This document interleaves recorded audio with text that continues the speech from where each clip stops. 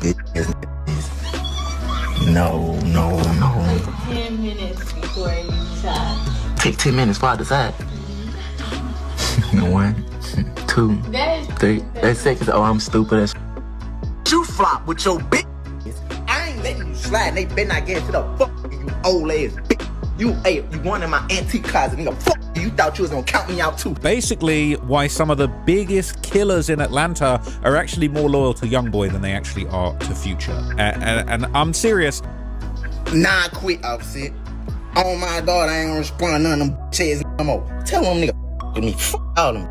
Folks, this YoungBoy Future beef is about to get deadly. I'm not going to lie to you. Some of the biggest shooters from Atlanta are now picking sides between Future's Taliban gang and YoungBoy's Never Broke Again. Hey everyone, this Future and NBA YoungBoy standoff is heating up quickly. Several of Atlanta's most notorious names are reportedly lining up on opposite sides between Future's camp and Never Broke Again, and plenty of insiders are making one point specifically. A regular I don't give a fuck about how many times you went #1. It's a lot of niggas who you really can't tell them Future ain't bigger than Drake. Really? On God.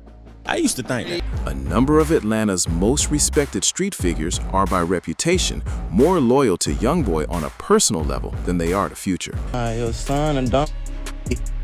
You act like you want to fuck your old ass, man. You stay out. That's your second time doing that pussy. Future has finally spoken up after NBA YoungBoy fired shots his way, and the whole thing has people fully locked in.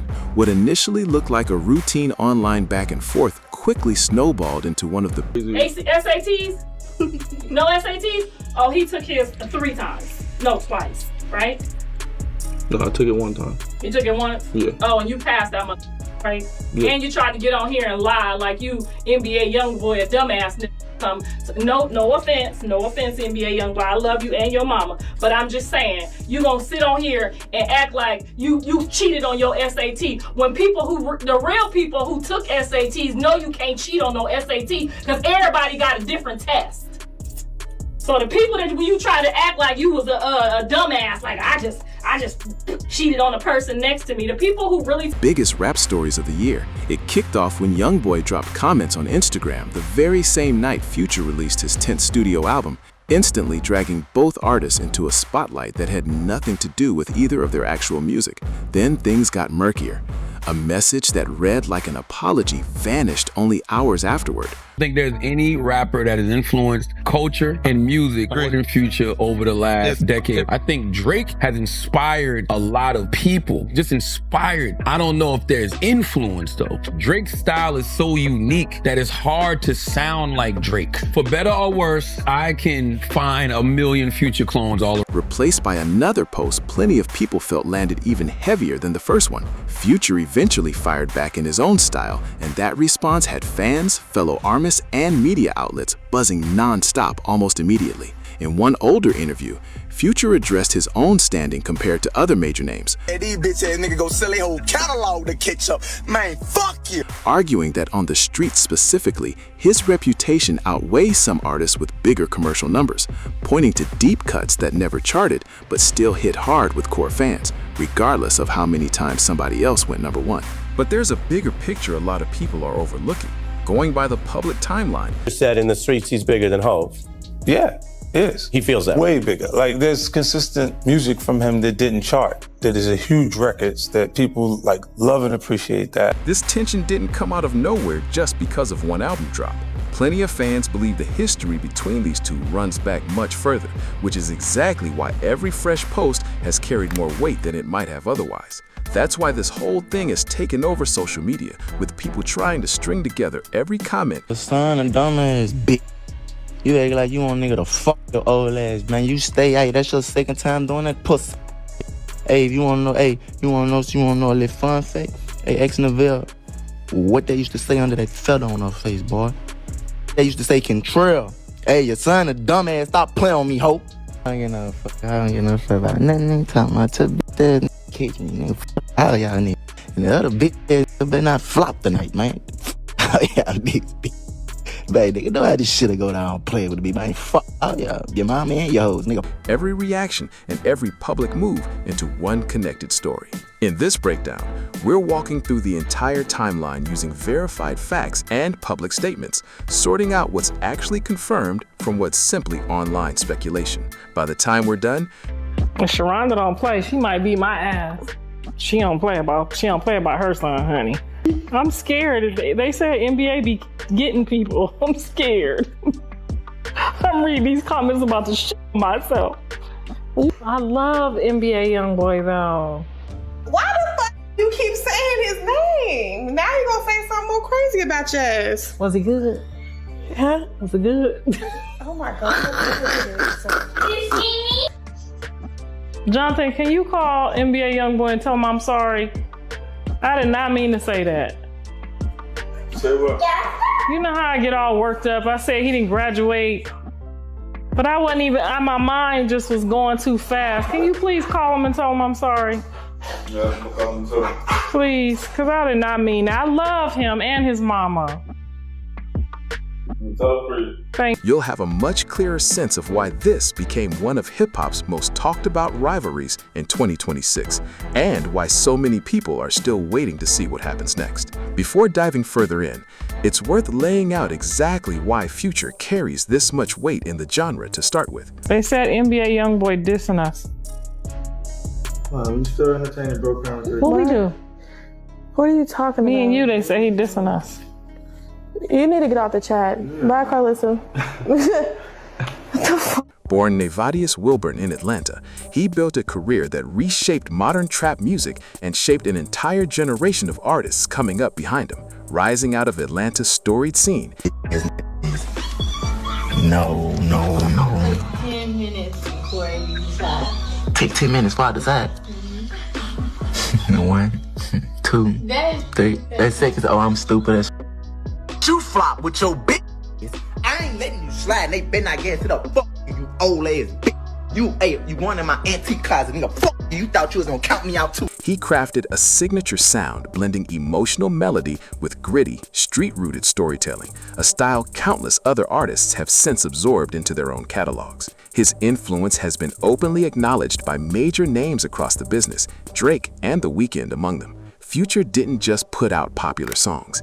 He helped steer the entire direction mainstream hip-hop moved in, to a point where his sound became nearly impossible to avoid. Commercially, he's matched that influence stride for stride. You know what I'm saying? First, we gotta say, tell the world, we gotta say happy birthday, Culture. It's the 10th, man. We gotta wish baby Culture a happy birthday. I just commented happy birthday, Culture. Yes, sir. Yes, sir. I appreciate that, my brother.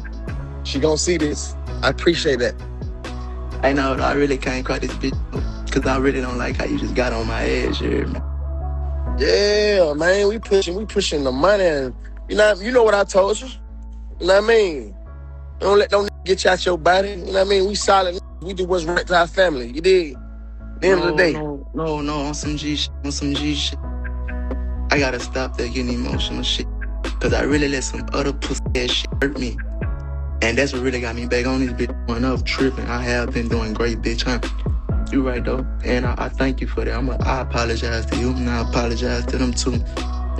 Yes, sir. It's all good. It's all good. You're right. It's all good. We living. God is good. I flashed out. I'm tripping. I flashed out. We ain't doing that no more. We getting to it. We happy around this month. You know what I mean? Real shit.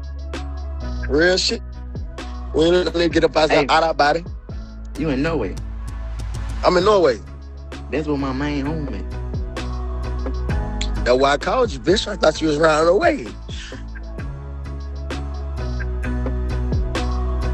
I love you, bitch. I'm sorry. Say, ooh, I flashed out. You got me feeling like a right now. I flashed out.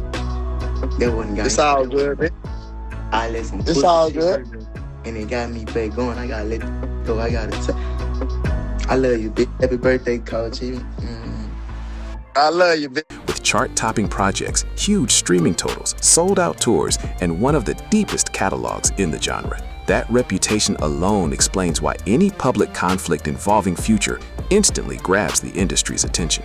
Once somebody with that kind of standing gets pulled into a public dispute, every word gets dissected, every post turns into headline material, and every response sets off another wave of debate, which is exactly why this thing escalated as quickly as it did. I've been waiting to do this shit my whole life, lit boy. Come on, I'll tell you where I'm at. I'll meet you at the studio anyway. I will fuck out you. That's on my daughter's AI. You a little boy. I remember you. You was a hoe. You known to crack. Say, I ain't did serving no more, man. I don't smoke cigarettes. You bitch ass. I ain't pop a pill going on, man. I ain't smoke a cigarette in a month. Man, stop all that pussy ass drug this and addict that. Bring your gangsta ass here. Come anywhere I'm at and watch. And that tell me a lot about you damn people.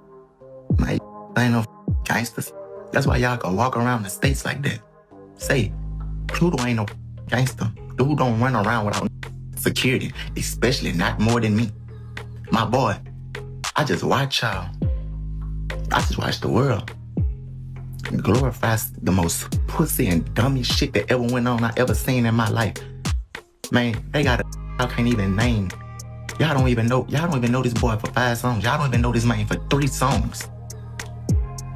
Man. And y'all literally like glorifying some pussy ass shit that was done. Like, man, you'll never trick me out of my position, man. I never let you, nobody else. And we ain't going no chopper for chopper with no, cause we don't play like that. We kept rappers. We ain't built like that. We ain't no murders. We ain't no none of that. It's good though.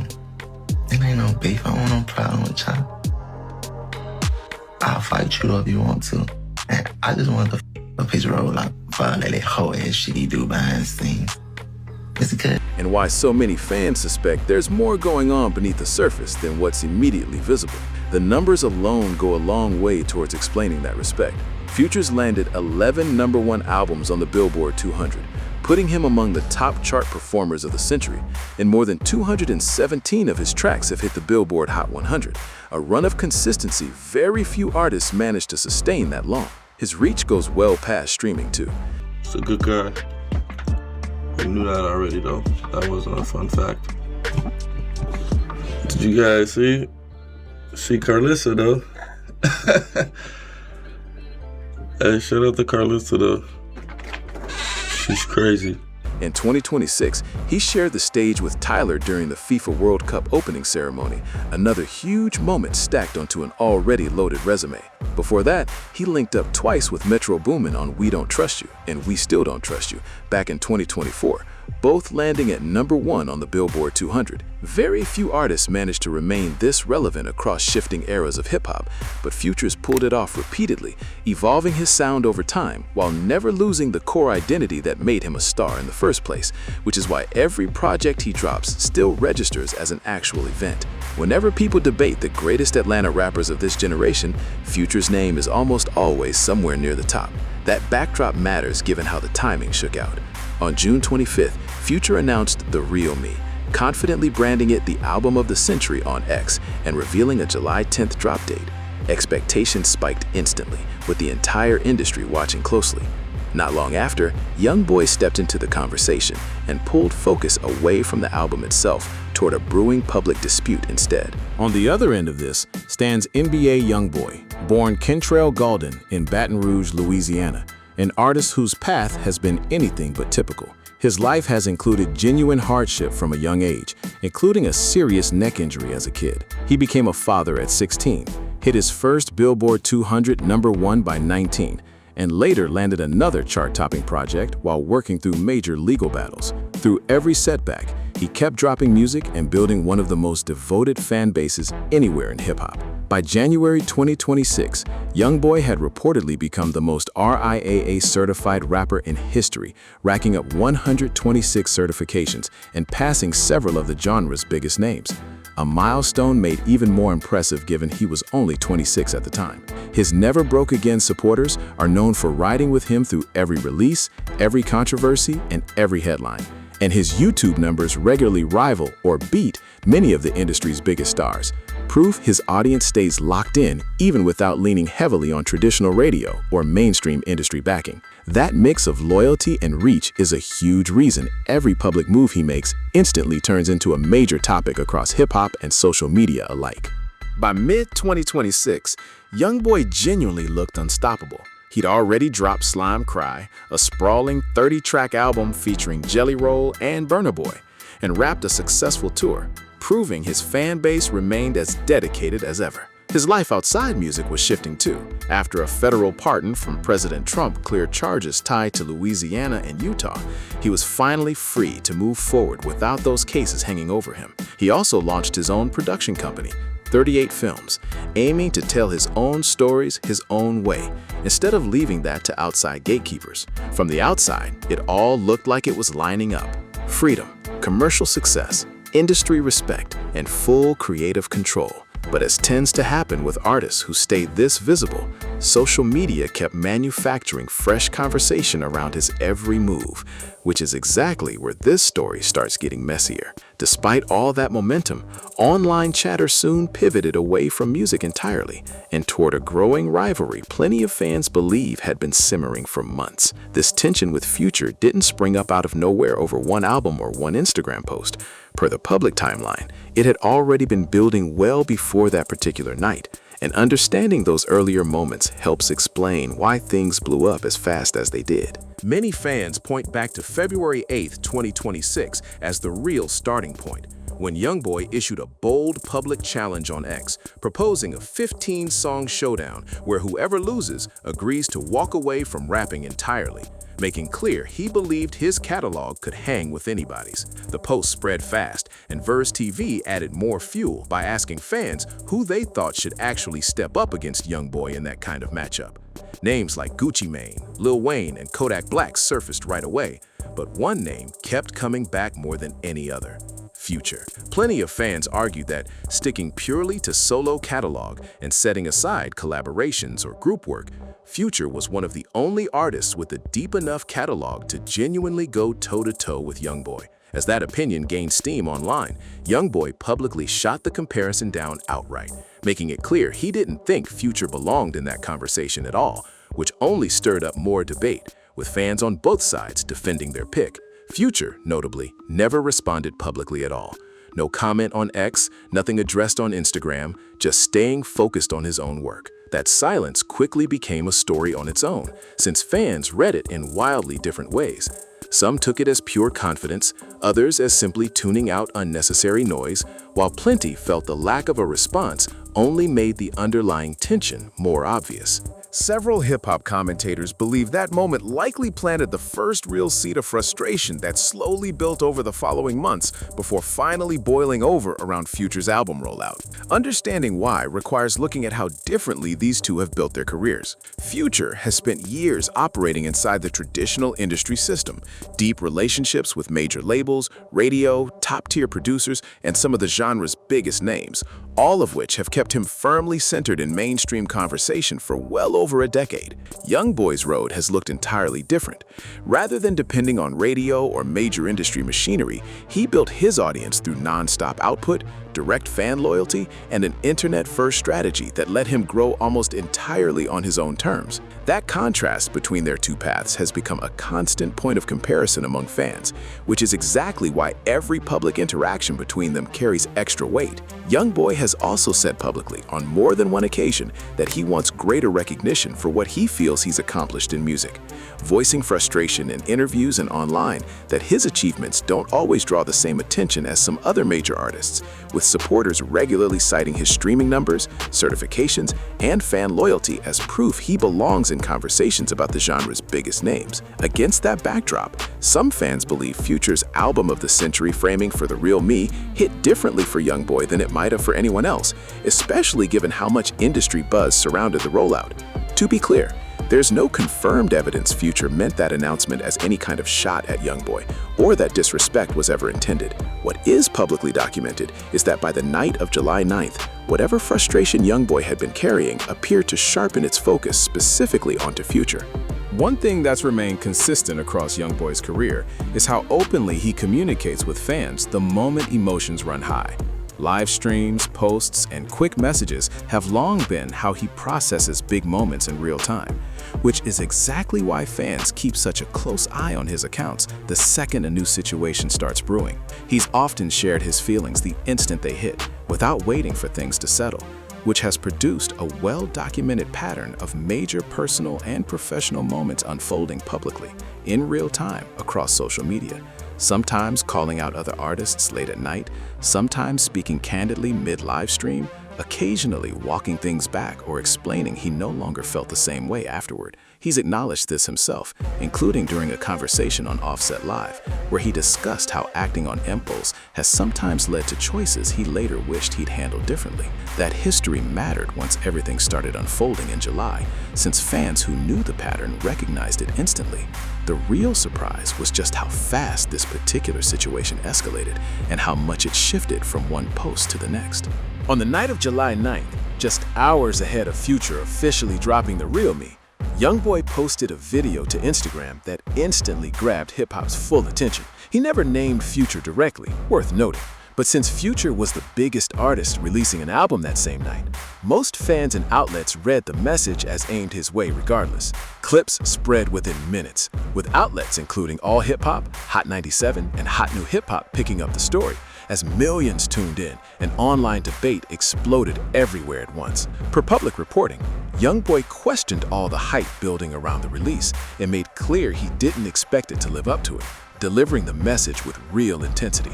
Nothing fans could just scroll past. The timing made it even bigger, since Future's rollout was happening live, meaning every new post instantly folded itself into the conversation surrounding one of the year's most anticipated drops. Whichever side people landed on, one thing became obvious fast. The spotlight had completely shifted from the music to an unexpected clash between two of rap's biggest names, and social media couldn't let it go. Then on July 10th, right in the middle of the Real Me rollout, another curveball grabbed everyone's attention. YoungBoy jumped on an Instagram Live with Offset, and the tone was nothing like what most people expected. Rather than pouring gas on it, Offset kept things calm, speaking from his own experience with fame, controversy, and the industry's ups and downs, urging YoungBoy not to let raw emotion drive his public reactions. And viewers could tell it was actually landing. During that stream, YoungBoy openly admitted he'd been running on real emotion leading into his earlier posts, acknowledging he'd reacted in the heat of the moment, describing himself as having crashed out, and recognizing he needed to slow down before responding publicly going forward. He thanked Offset for taking the time to talk it through with him. Then came the part that caught almost everyone off guard. YoungBoy publicly apologized to Future during that same live stream, making it clear he wanted to move past it rather than keep the conflict going. Public apologies like that are genuinely rare in situations like this, especially from an artist known for holding his ground. So the moment instantly became one of the week's biggest hip-hop headlines. Outlets covered it, social media exploded, and a lot of fans figured the whole thing had wrapped up almost as fast as it started. It didn't end there though. Just hours after that apology, YoungBoy was back on Instagram, and the tone had flipped again. This time he tagged Future directly and posted another round of messages that reignited the entire thing, noticeably sharper than anything shown during the live stream, leaving a lot of fans genuinely confused about what had changed in such a short window. According to public reporting, YoungBoy criticized Future personally, questioned the album's success, and made clear through the posts that he was still upset.